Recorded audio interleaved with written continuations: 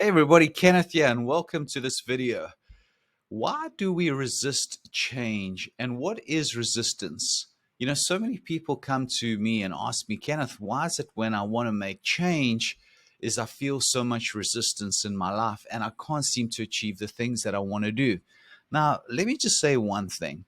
Nobody is immune to resistance. Nobody is immune to having that feeling like, this is too scary, or you keep procrastinating, or you put off stuff that you know is going to help you, that you know is going to give you the outcome that you want.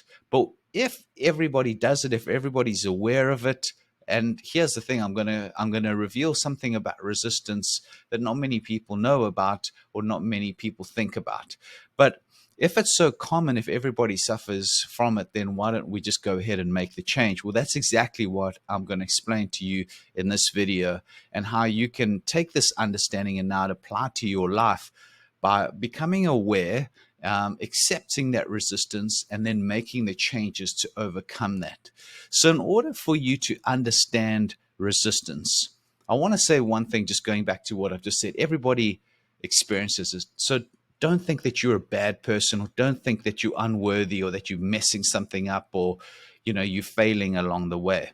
As long as you sort of become aware of that resistance and, like I said, accept it, then you're making the right moves. You're on the right path to making change, if and only if you actually apply the steps to overcome that resistance.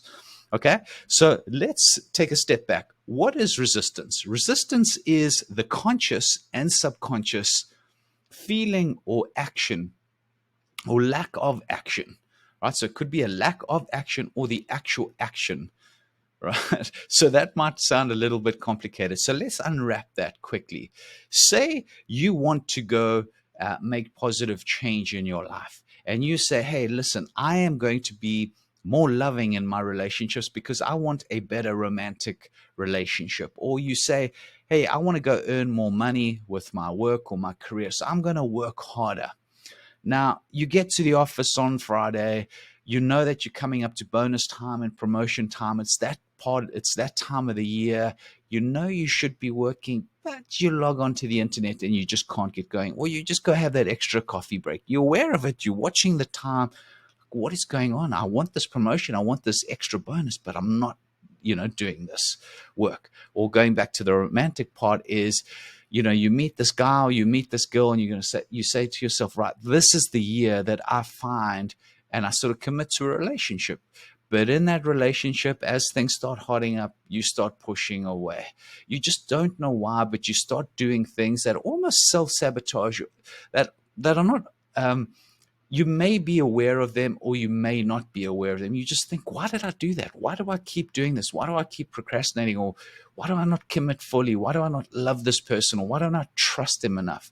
So again, it gets pretty tricky because some of the things are consciously on the surface, so you're aware of them, and some of them are subconsciously, and you think, what happened? And what you'll start seeing is there's a pattern. Okay, so once we understand what resistance is, and by the way, it can also be a feeling, right? It's scary and anxious. Like you might have a new client opportunity or a new job opportunity. You're going to start a business, you're going to write a book, you've got a speaking gig, you're nervous, etc. So it can be that feeling, and you like, whoa, what's the matter with me? This should be the big opportunity, but I'm scared out of my wits. All right. So it's also a feeling. So it might just be a mental thing. It could be a feeling thing. So emotions and also physical. Right. So why do we have this resistance? Well, we've got to understand the mind and how everything works in our body. Right. So as a human being, we have a brain, we have a mind, and it's like a computer. It becomes programmed. So from the time you're an infant, you come into this world, you don't come into this world to choose to speak the language that you speak, or the religion or the culture that you follow in your country or your town or your region, whatever.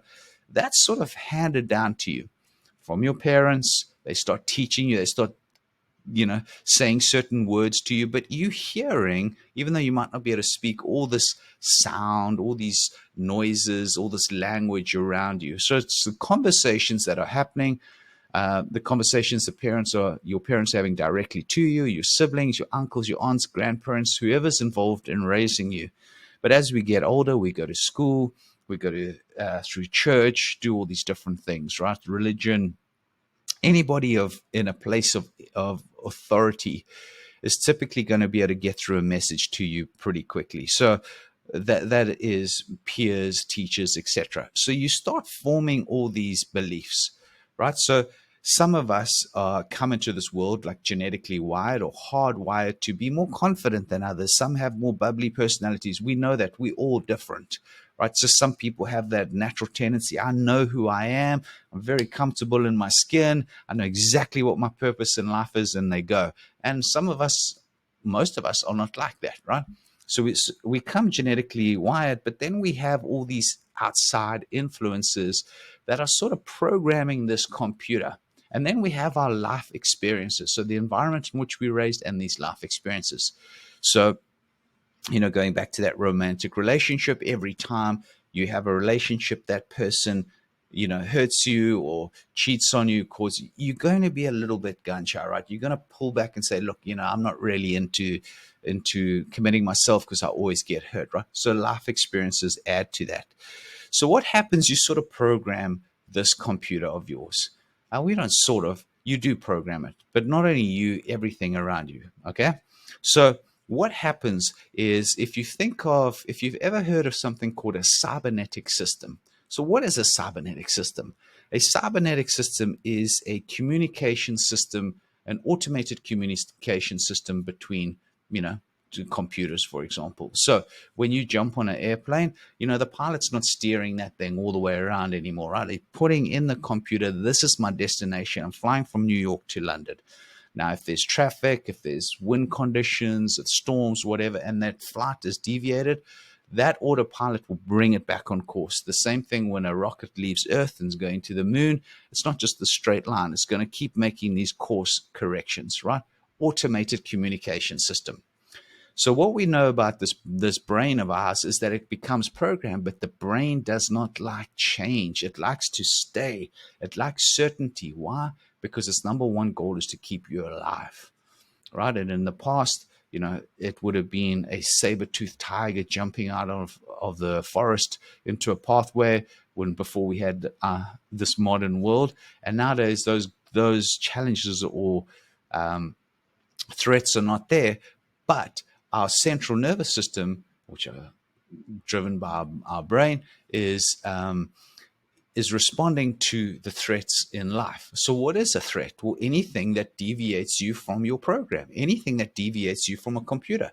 So if you program a computer a certain way and you give it a different command, it doesn't work too well. It's like, hey, what the heck's going on here?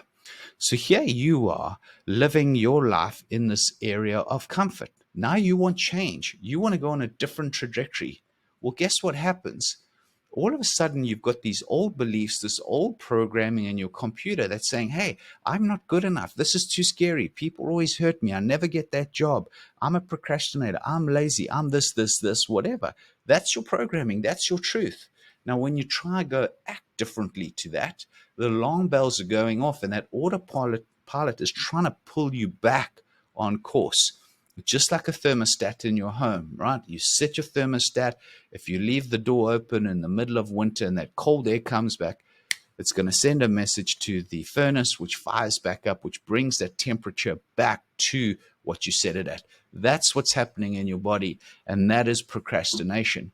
So the thing about the brain, how does it express itself? Through your central nervous system. And it can express itself through feelings and feelings only. That's where you get the anxiety. That's where you get the nervousness, the worry, right? Alert, alert. This is, you off course here. You need to get back on course, Kenneth. And that's what's happening. And that's what we call the terror barrier. Now, your goal is, as Maslow said, you either step forward into growth or step back into comfort. So the reason why when we come up against resistance is, number one, you need to become aware of it to say, okay, it's there, accept it. Okay, I'm anxious. Or I don't feel comfortable here. This is a big step for me. but I'm going through with it. You just become aware of your body, of the feeling of what's happening, but you've got to push through. Otherwise, you'll come back to that place of comfort. And us humans love comfort. We get comfortable even though we do not like that place that we are in now. We will become comfortable with the uncomfortable, if that makes sense. So we'll accept not earning the money that we deserve. We'll accept a relationship that's not loving and not kind and not fulfilling. We'll accept our current state of being because it becomes comfortable, and that shift is too scary. But it's when you carry on taking action, when you work through that terror barrier, on the other side is freedom, and you become a greater version of yourself than you ever believed possible. And that's what freedom is. But guess what happens? You now come against another ceiling. And that's what growth is. It's this continual path of you becoming better and better and better version of yourself. So it's not about achieving something. That's why goal setting is not to go achieve, it's to grow, right? So use resistance to give you a signal to say, hey, I've reached my ceiling and I want to become a much better version of myself, either in my relationship or my commitment to my work or my career, or writing a book, or changing people's lives, or being more loving, or allowing people to love you, or giving up toxic habits, whatever, or toxic friendships. And so that's what the gift of resistance is. So learn to understand what it is and learn how to take action, which is just commit, just carry on doing, accept the feeling, become aware of it. Normally, when you don't have understanding what's going on, it's too frightening. You think, what the heck's going on here? Let me go back. But now you'll become aware. You'll have that knowledge. You say, okay, I'm aware of what's going on here. Remember, we have the same resistance when we don't go to the gym for 6 months or a year, and we go back to that gym. Guess what happens to our body? It is so stiff. It is so sore. The workout is so tough. We can hardly breathe. We feel like we're going to die. But we celebrate it. It's like, yes, I had such a good workout because I'm so stiff.